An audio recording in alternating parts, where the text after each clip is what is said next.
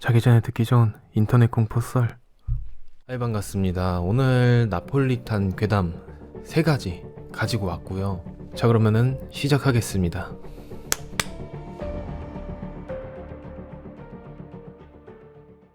자, 첫 번째 글의 제목은 10번 하지 않으면 못 나가는 방입니다. 그러면 뭘 해야 탈출할 수 있을까요? 그것은 여러분들이 처음에 생각하신 그게 맞습니다. 자, 시작할게요. 규칙. 방은 총 10개입니다. 모든 방의 조건은 같습니다. 조건을 10번 수행하면 다음 방 문이 열립니다. 방 안에 있는 모두가 조건에 참여해야 합니다. 첫 번째 방. 여자분은 아무래도 좀 무서우셨겠지만 사실 전 설렜다고 고백할게요. 이 상황에서 평가하려는 건 아닌데 정말 미인이시기도 했고 얘기하다 보니 성격도 저랑 잘 맞더라고요. 그냥 원나잇이라고 생각하기에는 좀 그렇잖아요. 일단 한두 번도 아니고 10번이나 해야 되는데. 그래서 우선 좀 이야기를 많이 나눴던 것 같아요. 무턱대고 할 순 없으니까. 여자분이 초반엔 많이 겁먹으셨어서 괜히 제가 다 죄송하더라고요. 절대 저는 죽어도 억지로 하진 않을 거라고, 못 나가도 괜찮으니까 천천히 생각하시라고. 저는 그런 사람이 되고 싶지 않다고 몇 번이나 말했어요. 진심이었죠. 그래서 우린 꽤나 오래 대화를 했어요. 특수한 케이스기도 하고 사실 여자분이나 저나 어찌 보면 납치당해서 온 같은 처지니까 이런 것도 인연이 될 수 있을까요? 우선 끝까지 나가게 된다면 다시 만나기로 약속하고 서로의 핸드폰 번호를 서로의 손에 적어주었죠. 그 약속을 하고 바로 시작했어요. 1번 조건 카운트 기준이 꽤나 빡빡해요. 저도 여자분도 충분한 무언가를 느껴야 했거든요. 남자인 저는 그나마 쉬웠는데 문이 열리고 나서도 우린 꽤 오래 같이 있었어요. 여자분이 제게 안겨 있었는데 그게 싫지가 않았거든요. 사실 좋았어요. 여자분 머리카락이 제 가슴에 닿았는데 심장이 막 쿵쿵 뛰는 걸 도저히 주체할 수가 없더라고요. 여자분도 좋았다고 말했어요. 제가 뭐라 대답하기도 전에 제게 입을 맞췄죠. 조건은 이미 끝났는데 우린 떨어지기가 너무 아쉬웠어요. 그래서 한 번 더 했어요. 여자분이 먼저 나갔어요. 나가면 꼭 봐요 하고 살며시 웃어 보이던 게 기억이 나요. 미소가 예뻤어요. 아무래도 제가 그분을 좋아하게 됐나 봐요. 두 번째 방. 가장 친한 친구를 여기서 볼 줄은 몰랐어요. 10년 지기를 이렇게 최악으로 잃을 수도 있군요. 둘 다 처음에는 문을 어떻게든 뜯어내려고 최선을 다했죠. 한참 욕하고 발로 차고 괜히 방 온갖 곳에 분풀이를 했어요. 그러다가 서로의 눈이 마주쳤어요. 그때가 할 때보다 더 끔찍했던 것 같기도 해요. 어디까지를 조건으로 치는지 잘 모르겠어서 얘랑은 특히 여러 번 한 것 같아요. 최대한 빨리 하려고 해봤는데 일주일도 더 걸렸어요. 인정 조건이 생각보다 빡빡하다는 걸 다시 느꼈어요. 특히 동성끼리는 더더욱. 우선 제가 걔를 보고 대체 뭘 느낄 수가 있겠어요? 방 안에는 용도를 알 수 없는 약병이 하나 있었는데 알고 보니 그게 발정제도군요.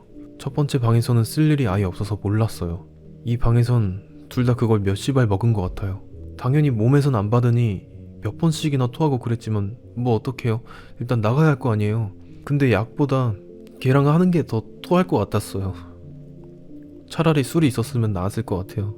세 번째부터 얘도 저도 그 행위에 익숙해졌다는 게 더 끔찍했어요. 점점 우린 말수가 줄었죠. 이따금씩 들리는 서로의 목소리가 끔찍했거든요. 다음 방 문이 열렸을 때쯤에 걘 더 이상 제 친구가 아니었어요. 걔는 짧게 욕설을 내뱉고는 먼저 뛰쳐나갔어요. 다음 방에서는 제발 상대가 내가 아는 사람이 아니고 특히 남자가 아니었으면 좋겠네요. 세 번째 방. 처음엔 제가 잘못 들어온 줄 알았어요. 이 방엔 아무도 없었거든요.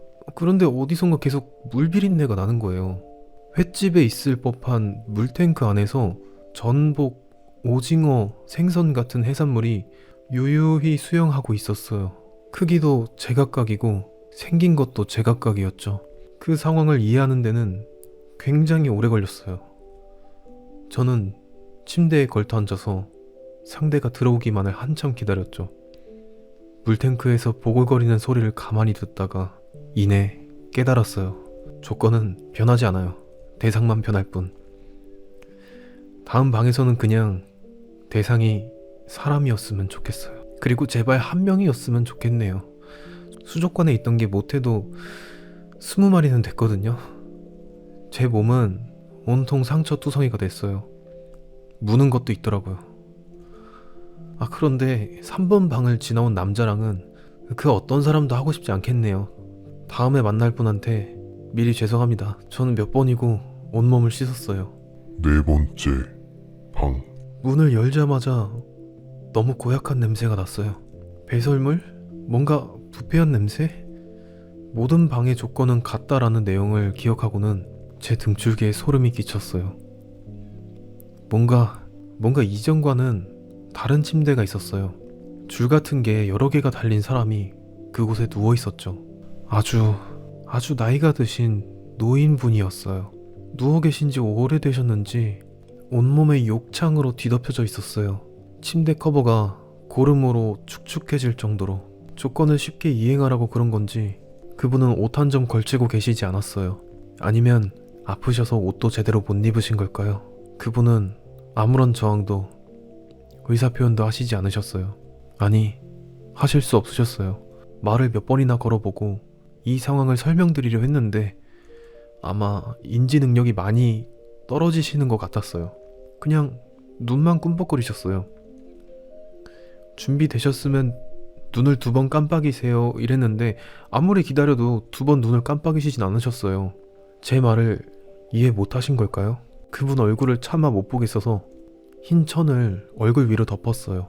이따금씩 하는 신음만 메마른 입에서 흘러나왔어요. 잊으려고 해봐도 제가 잘못했다는 생각이 지워지지 않아요. 스스로가 끔찍한 사람이 된 기분이에요. 이건 그냥 방의 조건일 뿐인데 왜 제가 죄책감을 느껴야 하는 거예요? 첫 번째 방과 두 번째 방과는 달라요. 그들은 분명히 조건을 알고 있었고 우리는 합의하에 한 거란 말이에요. 근데 이건 정말 제가 일방적으로 가해자가 되는 기분이었어요. 제가 죄인이 된 것 같아요. 죄송해요. 죄송합니다. 제가 잘못했어요. 4번 방이 제일 빨리 끝났는데 차마 다음 방으로 가질 못하겠더군요. 또 이런 사람이 있을까봐. 5번째 방. 가해자가 되고 싶지 않다는 뜻이 피해자가 되고 싶다는 뜻은 아니었어요. 한 방에 도대체 몇 명까지 같이 있을 수 있는 거예요? 전부 사람은 맞나요? 눈이 금세 가려져서 전부 확인할 수는 없었어요. 다음 방 문은 굉장히 금방 열렸지만 나가는 데까지는 굉장히 오래 걸렸어요. 막 끝났을 때 저는 정말 걸을 수도 말할 수도 없었거든요. 내장이 뒤틀렸고 어쩌면 장기 몇 개는 이미 제 몸 밖으로 나왔던 걸지도 몰라요. 우선 피를 너무 많이 흘렸어요. 분명 죽을 것 같은 몸 상태였는데 기절했다가 일어나니 몸에 응급처치가 되어 있었어요. 다음 방으로 가라는 어떤 메시지 같았죠. 몸은 여전히 아팠지만 저는 계속 이 방에 머무를 수 없었어요. 내일이 되면 이 방은 초기화됩니다 라는 메시지를 받았거든요. 10번째 방까지 제 몸이 견딜 수 있을지 모르겠어요. 6번째 방. 상대가 인간이 아닐 수도 있다는 생각은 이미 했던 거기는 해요. 그래도 도대체 인간이 어떻게 저거랑 하나요? 암컷? 수컷? 그것이 조건을 이해할 수는 있나요? 이해했구나. 7번째 방. 잘린 손 하나가 방 안에 놓여져 있었어요. 나한테 대체 뭘 더 이상 어쩌라는 얘기인지 모르겠어. 뜻을 이해하고 싶지는 않았는데 10번 하기도 전에 손은 썩었어요. 8번째 방. 그 잘린 손의 주인을 찾았어요. 첫 번째 방의 여자분이었어요. 여성분의 몰골은 끔찍했고 이미 조금 썩은 것 같지만 4번째 방보다 쉬웠어요. 이미 죽었다는 사실이 기묘하게도 제 죄책감을 덜어줬나봐요. 이 방은 4번 방보다도 빨리 끝났어요. 저는 오래 있고 싶지 않아서 바로 자리를 떴어요. 9번째 방. 아기 요람을 보고 저는 제 안에서도 아직 더 무너질 게 남았다는 걸 알았어요. 최근에 저희 누나가 아기를 낳았거든요. 8번 방을 떠올렸어요. 이미 죽어있는 게 차라리 제 죄책감을 덜어준다는 거. 나는 모비를 잡아 뜯었어요. 미안해. 10번째 방. 10번 방은 물로 가득 차 있어서 발 디딜 곳이 거의 없었어요. 물론 5번 방 이후로 저는 걸어 다닐 수 없어서 거의 기어 다녔지만요. 3번 방과 비슷한 것이 이 물 속에 있는 걸까 싶어서 물에 우선 손을 넣고 헤집어 봤어요. 3번 방도 끔찍했지만 악어 같은 거면 어떡하지? 6번 방이 생각보다 정말 고통스러웠거든요. 암컷이어도 문제지만 수컷이어도 문제고 상대가 우선 인간이었으면 좋겠어요. 조건에서 내가 어떤 위치를 가지는 게 좋은지는 아직도 잘 모르겠어요. 다 장단점이 있어요. 아프고 괴롭지만 내가 가만히 있어도 조건이 알아서 충족되는 방도 있었죠. 하지만 5번 방에서 느낀 건데 내가 제압할 수 없는 대상에서 오는 그 공포감은 말도 못하거든요. 그리고 그런 방을 또다시 겪는다면 이번엔 나는 정말로 살아남을 수 없을 거예요. 너무 고통스럽고 아프고 끔찍한 기억이었어요. 그러니까 차라리 대상이 저보다 아주 작고 약한 존재였으면 좋겠어요. 차라리 죽어있는 거였으면 좋겠다. 저 아직도 4번 방에서의 신음소리가 잊혀지지 않아요. 천이 덮어지기 전 그 눈동자도 잊을 수가 없거든요.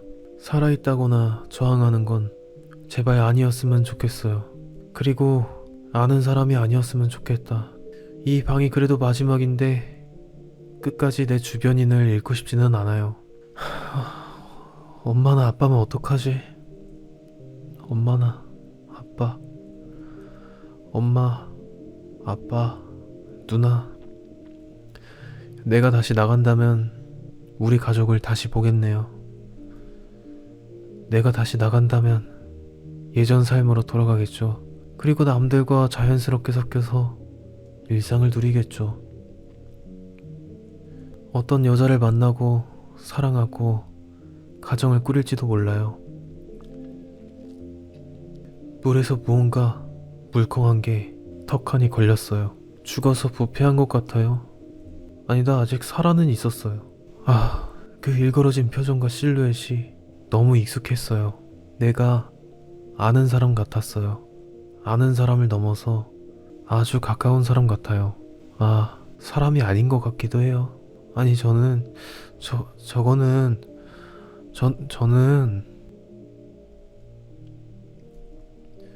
잔잔한 수면 위로 내 얼굴이 비쳤어요.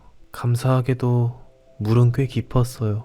전 수영을 할 줄 알았지만 그냥 빠져 죽는 걸 택하기로 했죠. 자, 여기까지였는데 여러분들이라면은 10번 방까지 통과해서 무사히 돌아갈 자신이 있으신가요? 저는 그냥 1번 방은 그렇다 치는데 2번 방에서는 그냥 좀 안 될 것 같습니다. 제 주변의 그 친구들의 얼굴을 한번 상상을 해봤거든요.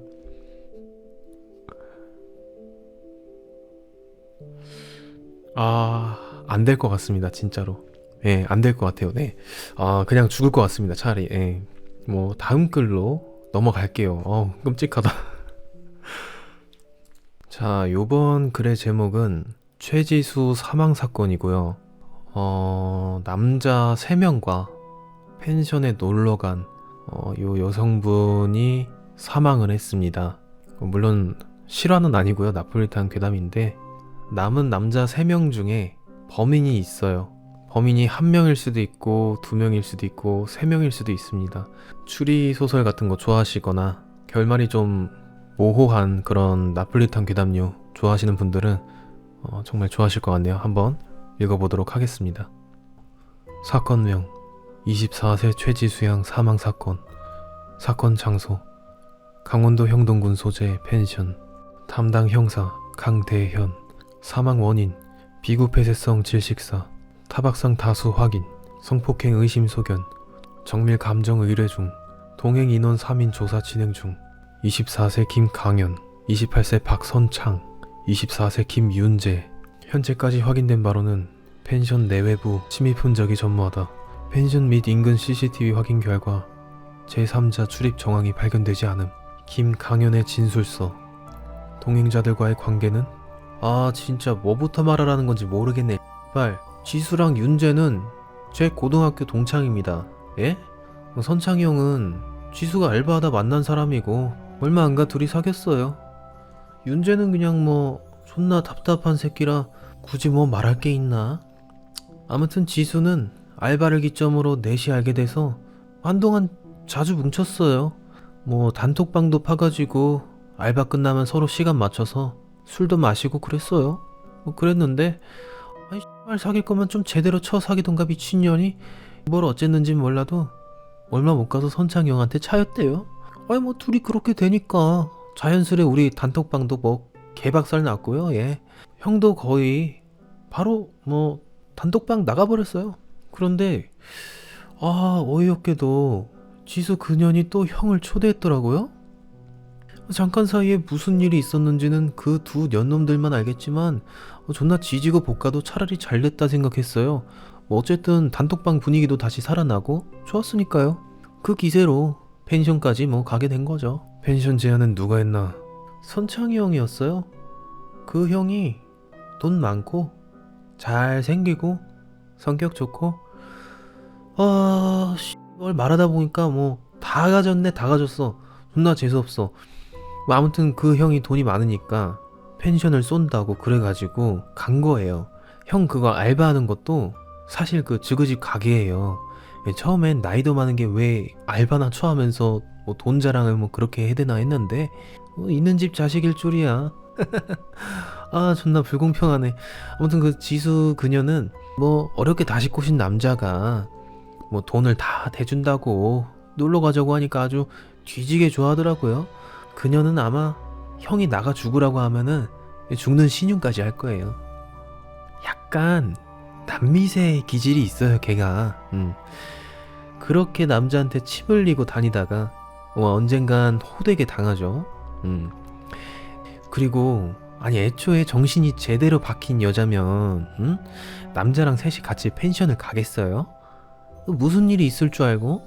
그거는 겁대가리 상실의 정도가 아니잖아요? 에휴 원래 같은 년. 아무튼 저는 아닙니다. 박선창을 의심하는지? 그 형 먼저 의심할 줄은 알았는데 이렇게 바로 들어오네. 뭐 그 다음은 김윤재를 물어볼 거죠? 막 차례대로 의심 가는 순서대로. 야 내가 형사할까? 아이 농담이에요 농담. 뭘 또 그렇게 무섭게 노려봐요. 예 뭐 아무튼 형을 의심하냐고요? 절대 노노죠. 형은 저랑 가서 바베큐 그릴 준비하고 있었거든요. 이 하남자 김윤지 새끼는 이 똥을 싸는지 만드는지 화장실에 처박혀가지고 안 나오고, 최지수 그년도 이 복층에 올라가서 이거 뭐 폰이나 쳐하고 이런 남자들 다 시켜먹지. 거기가 복층 펜션이잖아요. 도착하자마자 좋다고 뭐 뽀로로 올라가더니 지방령 된 줄 알았어요. 아무튼 불 다 붙이고 고기 굽기 시작하는데 지수도 윤재도 안 나오는 거예요. 윤재 이 새끼는 뭐 진짜 똥통에 빠져 뒤지는 건지는 몰라도 지수는 부르면 들릴 거 아니에요. 근데 하도 안 나와서 확인하려고 형이랑 같이 안에 들어간 거죠. 근데 갑자기 어디서 김윤재 거 탁 튀어나오더니 복층 올라가는 걸 막고 있는 거예요. 막 횡설수설하면서 최지수가 막 죽었다고 그렇게 떠들썩 하더라고요. 그래서 뭐 신고하고 끝. 김윤재를 의심하는지.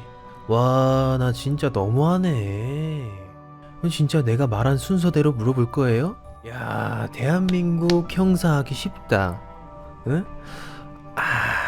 근데 말이야 형사님, 김윤재 그 새끼는 진짜 존나 하남자라서 그럴 깜냥이 안 돼요.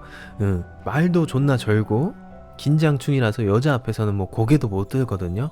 근데 그런 애가 지수 걔가 얼마나 까진 년인 거 모르세요? 김윤재 같은 찐따는 눈도 못 마주쳐요. 키도 뭐 다람쥐 존만 해가지고 160 겨우 넘는 멸치 새끼인데 오히려 최지수 피지컬이 더 좋을걸요? 그리고 김윤재가 최지수한테 악감정을 가질 이유가 없어요. 이유가 없어. 응? 그 새끼가 피해의식이 있고 그래가지고 지수가 오히려 좀 더 잘 챙겨줬거든요. 거진 뭐 지 새끼처럼요. 근데 그건 있어요. 그 새끼 처음에 우리 못 올라가게 막을 때 이 눈깔이 좀 이상했거든요. 새끼가 뭐 화들짝 놀랐다고 해야 되나? 아니면 뭐 못된 짓 하다가 걸린 느낌이랄까나? 근데 뭐 그건 알아서들 하시고. 그럼 남은 건 당신이군.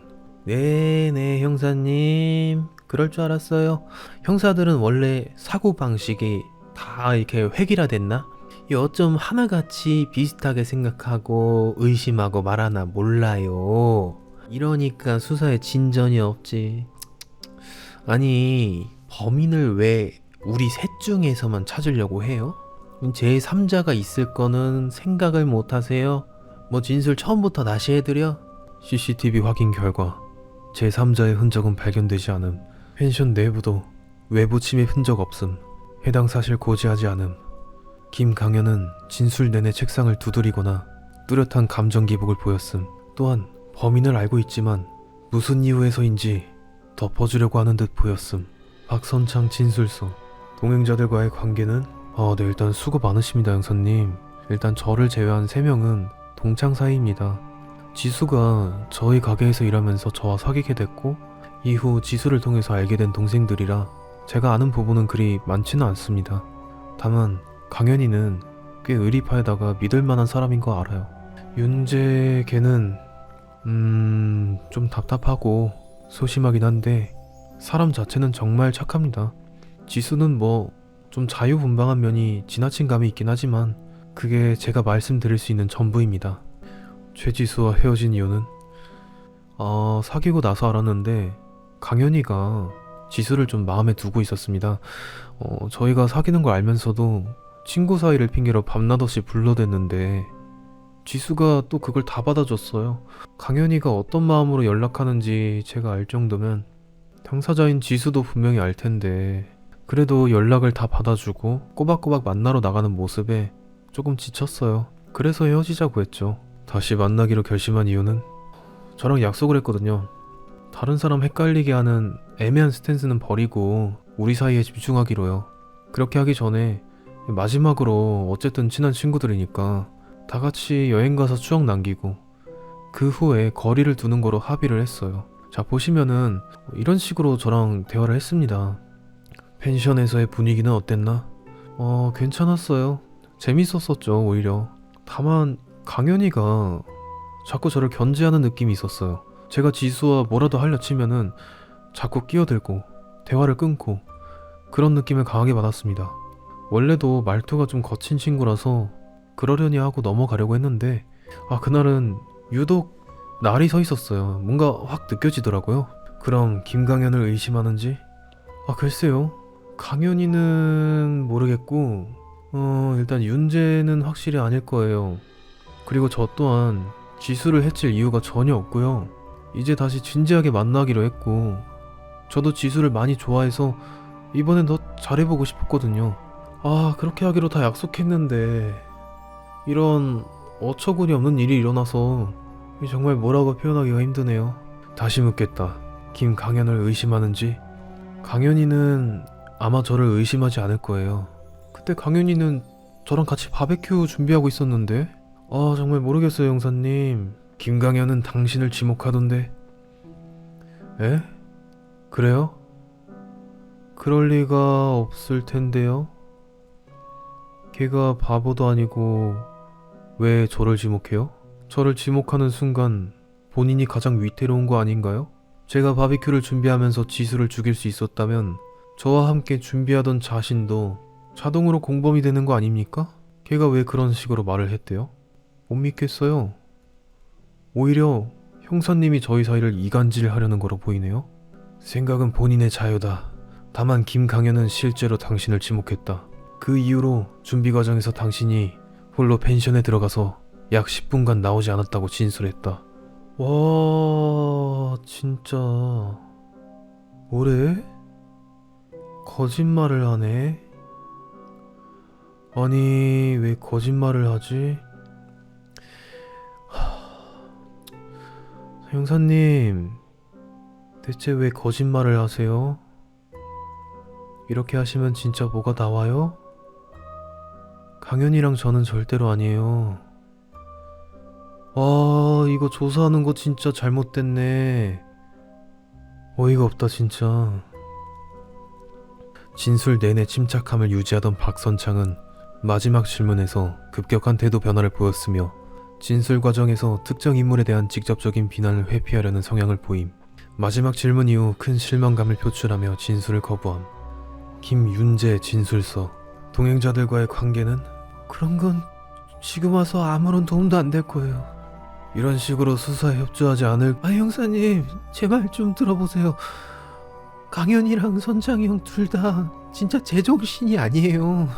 어떻게 사람 새끼가 그럴 수 있는지 완전히 미쳤다고요. 그게 무슨 말이지? 저기 형사님, 지금쯤이면 이미 둘 다 말 맞추고도 남았다고요. 처음에는 분명히 아니라고 했겠죠. 김윤재가 그럴 리 없어요, 뭐 그런 식으로요. 마치 선심 쓰듯이. 그러면서 동시에 서로는 범인이 아닐 거라고, 서로는 의심하지 않는다고 할 거라고요. 그러면 생각해보세요. 결국에 남는 게 누구인지. 처음에야 제가 아닌 것처럼 그렇게 말해주는 것처럼 보이겠지만 결국엔 두 사람이 짠틀 아래에서 일관되게 진술을 한다면 남는 거는 저뿐이잖아요. 당신을 범인으로 몰기 위해 둘이서 공모를 했다? 그렇죠. 그게 가장 안전하잖아요. 그리고 질질 끌면서 수사관들을 지치게 하고, 그래서 바보 같은 결정을 유도하는 아주 인간도 아닌 것들 둘이 계속 같이 있었다고 하면 그 시간이 비는 거잖아요. 둘이 어디서 뭘 했을지 누가 알아요. 현재로선 바베큐 도구에 지문이 없는 당신이 가장 유력한 용의자다. 진짜... 사망 추정 시각과 비교하면 두 사람이 범행할 시간은 절대적으로 부족한 상황이다. 아니죠. 형사님, 들어보세요. 이건 지금 전제 조건부터 잘못됐잖아요. 형사님은 어떻게 두 사람이 계속 찰싹 붙어있다고 확신이 하시는 건데요? 두 사람이 작정하고 저 하나 묻으려고 하면은 못할 것 같아요. 또한 당신은 피해자 최지수가 사망할 때까지 계속 같은 공간에 있지 않았나? 아니죠. 저는 화장실에 있었잖아요. 지수는 내내 복층에 있었단 말이에요. 근데 이렇게 된 이상 뭘 더 말해도 안 믿으실 거잖아요. 그쵸? 당신 말대로 두 사람이 범인이라면 그 동기는? 이거죠. 이런 질문을 하셔야죠. 봐봐요, 형사님. 사실 저랑 지수랑 몰래 만나고 있었거든요. 잘못된 거 아는데요. 이 지수가 형이랑 사귈 때도 저 몰래 엔조이로 계속 만났어요. 근데 형사님, 이거는 전적으로 지수가 원한 거예요. 지수가 형과의 관계에 만족을 못한다면서. 근데 털어놓을 수 있는 게 저밖에 없다고 했거든요. 다른 두 사람이 둘의 관계를 알고 있었나? 아니요. 절대로 몰랐겠죠? 들키면 안 되는 거니까요. 지수가 조심하자고 했어요. 형은 예민하고 강현이는 또 눈치가 엄청 빠르다면서. 그래서 술자리에 있어도 잠깐 화장실 가거나 하는 사이에만 서로 표현을 하고 그랬어요. 둘이 아주 같이 어디 가서 자는 거 아니면요. 사건 당일에도 그런 접촉이 있었는지? 네, 형이 밖에서 글을 준비할 때 강현이도 그때 같이 준비하고 있었어요. 그때 갑자기 지수가 올라오라고 해서 진짜 잠깐이에요. 서로 좀 분위기가 탔는데 끝까진 못 갔어요. 정확히 무엇을 했나? 그 지수가 좀 소위 꼴린다고 하죠. 그게 시도 때도 없는 편이라 좀 하다가 밑에 두 사람이 너무 신경 쓰여서 제가 멈췄더니 갑자기 그만 만나자고 하는 거예요. 거기서부터 말다툼이 좀 있었어요. 말다툼으로 끝났는지. 아니, 갑자기 정리하자고 하니까 하다 말고 빡치잖아요. 순간 욱해서 팔을 좀 세게 잡았어요. 이 소리를 지르면 안 되니까 입을 막고요.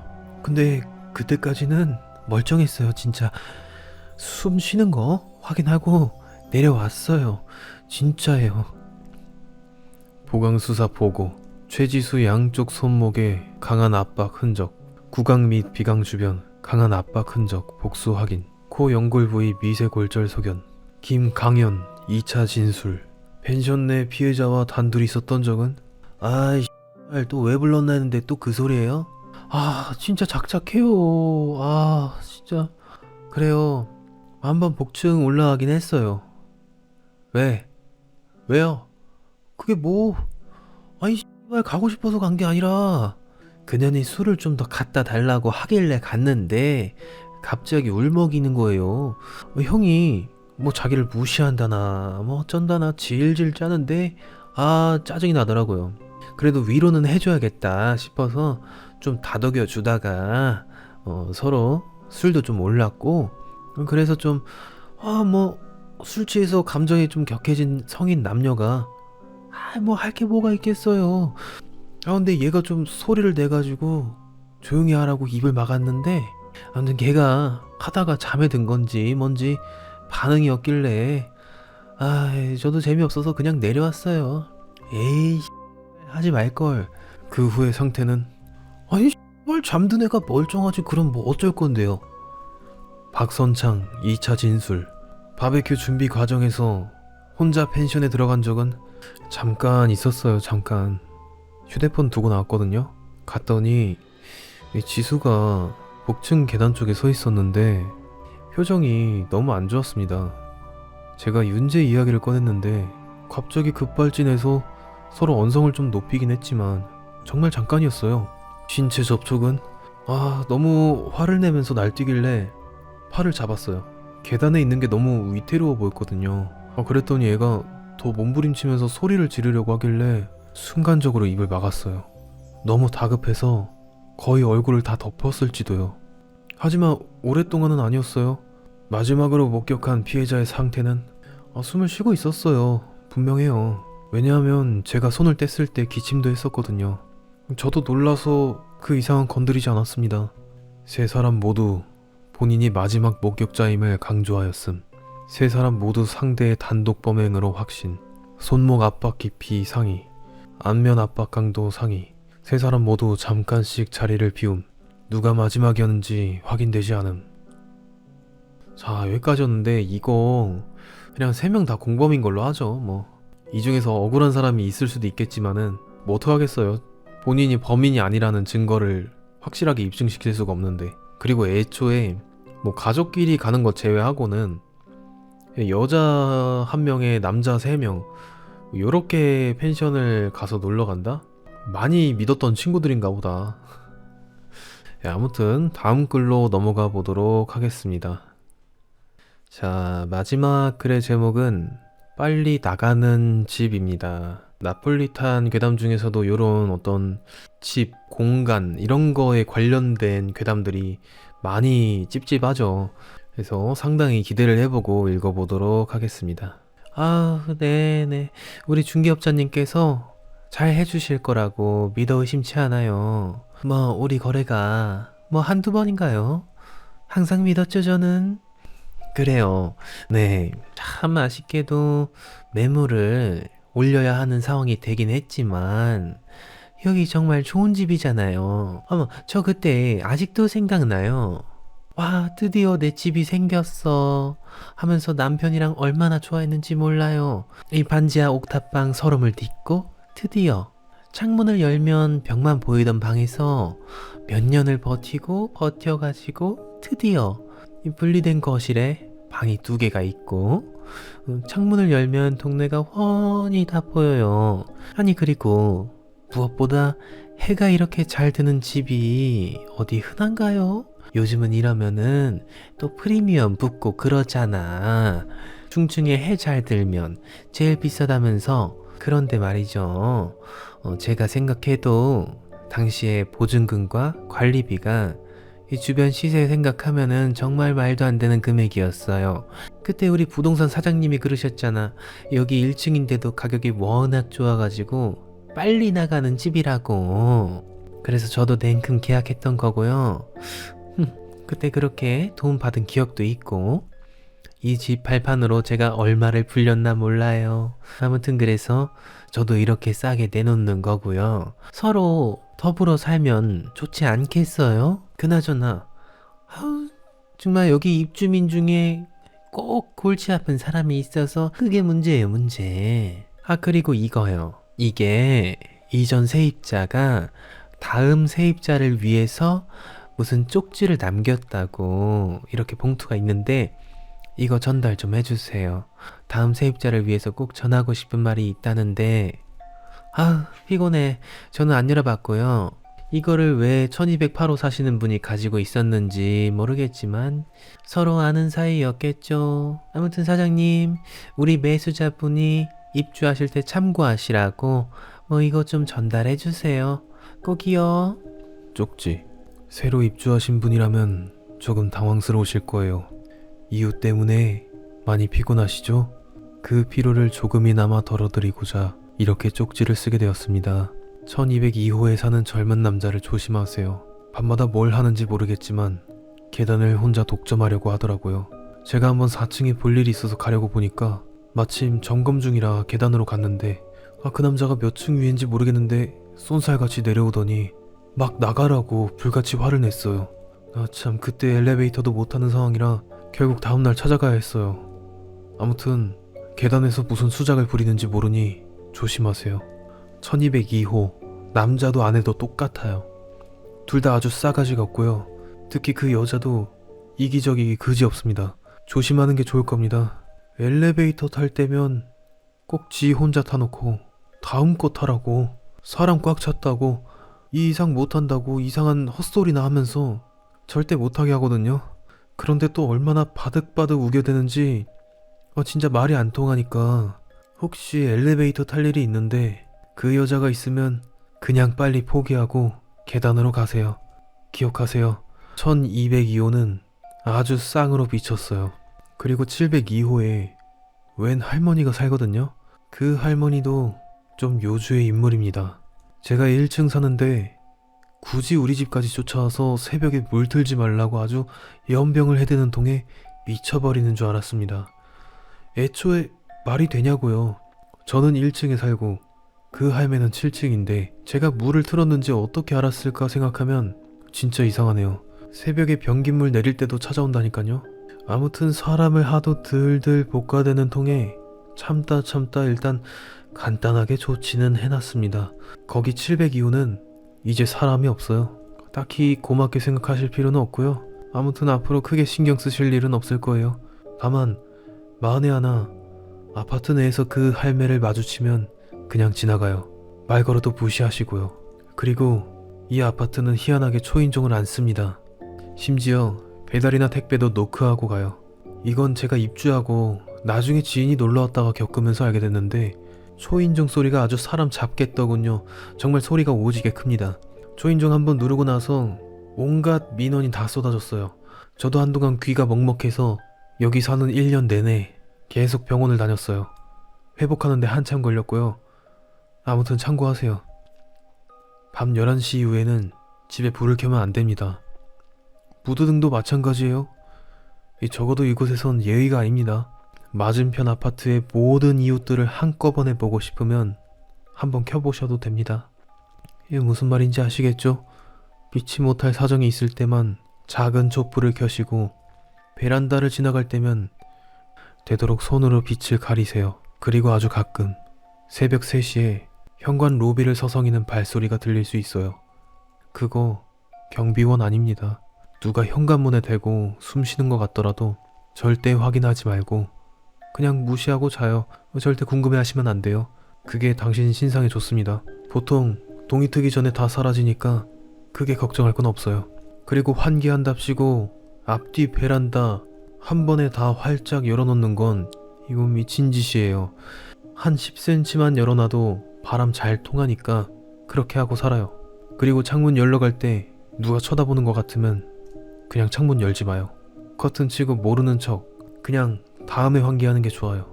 혹시 나중에 이사하게 되면 이 쪽지는 꼭 안방 화장실 등을 열고 그 안에 넣어주세요. 정말 불가피한 상황에서는 1208호 남자분에게 전달해 주시면 됩니다. 이 부분 꼭 명심해 주세요. 절대로 쪽지를 복사하거나 직접 써서 사본을 만드는 것도 안 됩니다. 쪽지 원본을 그대로 안방 화장실 등에 넣어주시고 정환되면 1208호입니다. 걱정하지 마세요. 그래도 사시는 동안 이 쪽지를 잃어버리는 일은 없을 거니까요. 그래도 입주한 지 1년이 됐는데 좋은 이웃분들도 많아서 좋은 추억 많이 쌓고 갑니다. 불가피한 사정으로 이사를 결정하게 되었지만 여기에 기억이 너무 좋아서 가서도 종종 생각날 것 같아요. 그럼 행운을 빌겠습니다. 와, 내용이 가관이다 정말. 주변에서 얼마나 피곤하게 굴었으면 망상증에 시달려 저런 쪽지를 썼을까. 이 중개업 14년 차에 이런 거는 처음이네. 아, 유난이다 정말. 집주인 아주머니도 이딴 매물이면 그냥 팔고 말지 왜 세를 내놓는 거야? 아니, 오히려 집은 멀쩡해. 구조도 좋지, 채광도 좋지, 위치 괜찮지. 그런데 꼭 이런 데는 보면 이 사람이 문제라니까. 아, 이 아파트 주민들은 다들 왜 이렇게 피곤하게 사는 거야? 어쩐지 주차장 들어올 때부터 소름이 끼치는 게 괜히 엘리베이터 버튼 하나 누르는 것도 눈치 보게 만드는 그런 단지야. 딱 느낌이 있어. 이래서 아파트는 조건 따지기 전에 그 입주민들 분위기부터 살펴야 돼. 집보다 사람이 중요하다는 말이 괜히 있는 게 아니라니까. 백날 뭐 수억 주고 인테리어 해봐라. 이웃들이 거지 같으면 다 헛짓거리지. 집값이 이렇게 안 오르니까 백날 중개해봐야 수수료도 제자리인 거 아니야. 말해봐야 입맛 아파. 그래도 뭐 코딱지만한 수수료도 돈이니 계약만 되면 난 됐다. 그게 부동산이야. 야, 여기까지고요. 아, 진짜 제가 언제부터 이 나폴리탄에 중독이 됐는지 모르겠지만 약간 이렇게 결말이 좀 모호하게 끝나가지고 오히려 더 여운이 남고 좀 더 생각하게 만들고 좀 더 찝찝한 그런 내용이 좀 재밌는 것 같아요. 특히 나폴리탄 중에서도 이렇게 현실 세계에다가 괴담의 요소를 딱딱딱 집어 넣어가지고 뭔가 구체적으로 이런 장르를 뭐라고 표현해야 될지 모르겠지만 현실 공포 나폴리탄이라고 해야 되나? 네, 그런 것들이 재밌더라고요. 그런 의미에서 최지수 사망 사건도 재밌었고, 만약에 제 채널 구독자이신 분들 중에 최지수라는 이름을 가지고 계신 분들 정말 죄송하다는 말씀 드립니다. 자, 댓글 한번 읽어보도록 하겠습니다. 자, 강유진님, 다 좋은데 그림 넣지 말아주세요. 그림 안 넣는 유일한 유튜버셔서 자주 본 건데 요즘 사연 읽다가 사진이나 그림 넣으시더라고요 하는데 요즘은 안 넣습니다. 요즘은 좀 잘 안 넣고, 오늘같이 나폴리탄 이런 거 시작할 때는 시작하는 부분만 그림을 좀 넣어보려고 해요. 그래서 오늘 넣은 그림은 다들 괜찮으셨을 거라고 생각을 합니다. 아무튼 다음 신주홍님, 성대모사 갱 개소름 돋음 이러는데 어떻게 오늘 성대모사도 좀 괜찮았는지 여쭤보고 싶네요. 정말 가끔씩 그 가짜는 성대모사 하지 말아달라, 진짜 짜친다, 약간 그런 식으로 댓글 달아주시는 분들도 있는데 어떤 마음으로 그런 댓글을 달아주셨는지 이해가 가긴 가더라고요. 저도 제가 봤을 때 제 목소리가 마음에 안 들 때가 많아요. 그리고 너무 오버던 거 아닌가 좀 그렇게 스스로 좀 후회할 때가 좀 많았는데, 그래도 저는 좋아해 주시는 분들이 있기 때문에 계속 이 텐션 요거를 좀 유지하려고 하고 공포 극장도 지금 준비가 돼가고 있습니다. 자, 다음 댓글. 안녕하세요 이정프님, 시간이 갈수록 점점 더 성장하시는 모습을 보니 제가 다 행복하고 뿌듯하네요. 앞으로도 광고주 분들께서 이정프님께 광고를 듬뿍 주시고 꽃길 걸으셨으면 좋겠어요. 앞으로도 자주 영상 올려주시면 너무 행복할 것 같아요. 항상 좋은 영상 감사드려요. 진짜 너무 감사합니다. 그리고 요분처럼 이제 광고 좀 잘 받았다, 재밌었다, 축하드린다 이렇게 댓글 달아주신 분들도 너무 감사합니다. 제가 안 그래도 좀 걱정을 했었어요. 번전 영상에서 미리 공지를 하긴 했지만 언제 이제 광고가 중간에 삽입된 영상이 나올 수도 있다 라고 언급을 드렸었는데, 광고를 중간에 넣으면은 이게 뭐야 갑자기? 약간 이렇게 약간 놀라실 수도 있고, 또 제 입장에서는 광고를 너무 맨 처음에 넣고 광고를 시작하면 너무 개연성이 떨어지고, 그렇다고 완전 중간에 넣으면은 이게 썰 듣는 사람 너무 당황스럽고, 그래가지고 48분 길이에서 5분 때쯤에 넣으면 좋겠다라고 생각을 했고, 그렇게 한 것마저도 불편해 하실까봐 사실 걱정을 되게 많이 했는데 이렇게 안성재 백종원 목소리 잘 따라 하셨다고 이렇게 하시는 분들이 있어가지고 너무 행복합니다, 진짜로. 이렇게 이런 분들도 있어요. 착한 짜장 죽장님, 뭐 개짜친의 떡광고 수고, 광고를 벌써 받아서 하네 시읍비읍 이러시는 분들도 있는데, 요분 말고도 또 한 명이 더 있었어요. 광고 그딴 식으로 하는 거 아니다, 나는 유튜브 프리미엄을 샀는데